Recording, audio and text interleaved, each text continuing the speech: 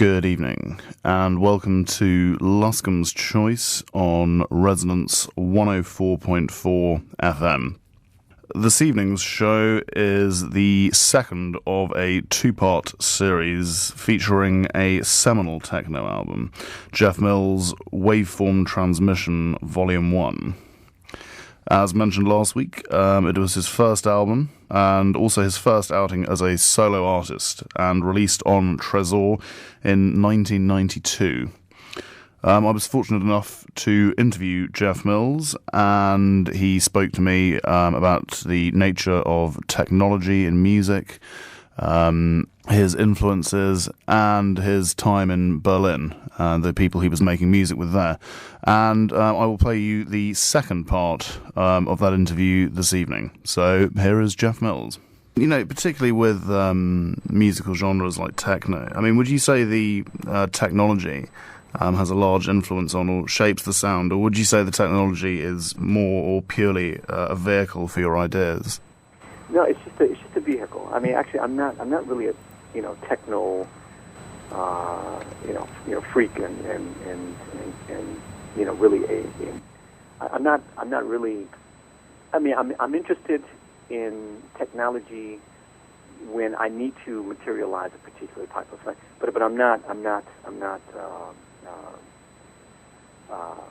enthusiast or just a very deep fan of it, and I only look at it for practical reasons. So even when I'm making music, or even when I made that album, I didn't really depend on the technology so much. I mean, I didn't have much equipment when for instance, half the album was made without speakers. I made the album wearing headphones, and because the sound was too loud from my neighbors at an apartment in New York. So I eventually just and I was making music late at night, and so I couldn't disturb my neighbors. So I would just make the tracks with headphones, and so I still don't use computer. I still haven't come to. I haven't been convinced that a computer can make the music more interesting than just a very good idea. Sure. And then at the same time, I want to limit the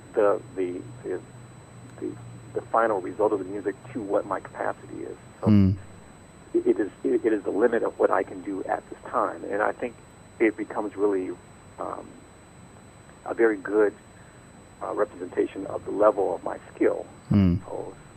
So the sequences and the rhythms and the combination of chords and notes aren't so much what a computer sequence has put together for me, but it's more so what my mind is thinking, and I'm making my fingers and my hands produce that. Yeah, precisely. That's what the music is. Precisely. So you're just a musician using a different kind of instrument, basically. Yeah, I mean, I used to be a musician. I used to do drums and percussion before I got into DJing. And so, I mean, I still, even now, I approach music, making electronic music, as a musician, not as a DJ. Where the DJ part comes in is the more practical sense. So I understand that at certain times it's more comfortable for a DJ to have this particular thing or that particular thing, or start off this way or in that way, or create breakdowns so that the DJ can mix in and out and things like that. But I still approach making the music as a musician. So I look at things like very, very simple things like the increase of the volume or putting more sounds higher than other ones, even though they aren't sounds that would normally be that high, and things like that.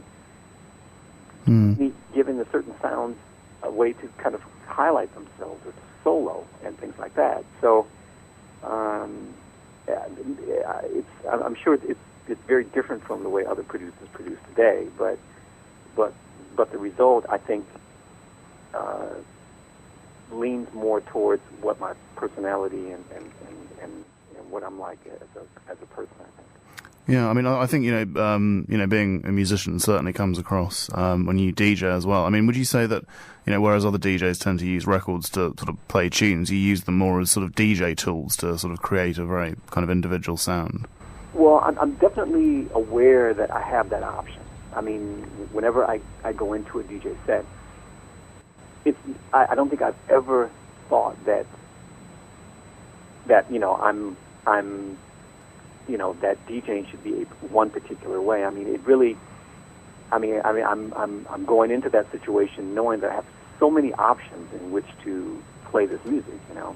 I can grab 3 or 4 records and play them and treat it as if I'm using individual tracks on a multi-track recorder and mixing something live, or I can just simply mix from one record to the next. I can use all the knobs on the mixer or the EQ to sweep certain frequencies away or to enhance things. Or I'm certainly aware of all those options, and we'll use them. If I get the opportunity. So as a result, I don't change the music in my record box so easily, because it takes me time to really do all these things to all these tracks to make them sound different for the audiences. So I rarely fully change all the records in my record box.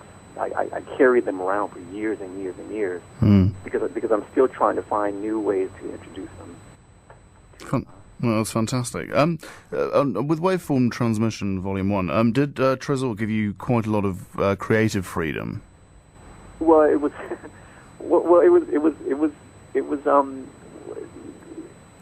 I mean, they just. I just told them I'm making an album, and when it's done, I'll send you guys a sample, and that's that. I mean, I think with some artists, they had that relationship where they were kind of guiding the artist. Yeah. But with me, it was never like that. I mean, I would tell them the concept, and then I would tell them when I think that maybe I can get them some samples, and then they would just leave it at that. And then once the album was finished, I'd send it to them, and then we go. I mean, by Waveform Transmission, we had established a relationship because we had did X101 and X102. Yeah. So, so they knew that I was dependable in that way. So. Excellent. Okay, and sorry, can I just ask you one final question? I mean, it's quite a broad question, but sure. How would you say techno, particularly the type of techno you used to make, has evolved since the early to mid-90s? And what sort of, techno interests you currently?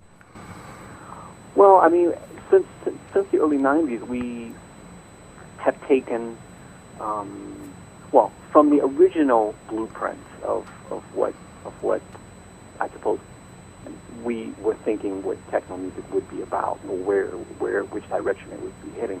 It took a few turns, some very unexpected turns. I mean, I think we all knew that rave music, would be around for quite some time because it was so strong. I mean, from the mid '80s to basically the mid '90s, and so we knew that was really a style that would endure, develop into something really, really important in terms of the progression of electronic music. Yeah. But things like minimalism, minimal techno, intelligent techno, that had come like in '92, '93, '94 with groups like Black Dog and all that stuff, kind of unexpected, and this kind of Latin type of really hard Latin type of percussion that came in somewhere in like 1993 to like 1996 or 97.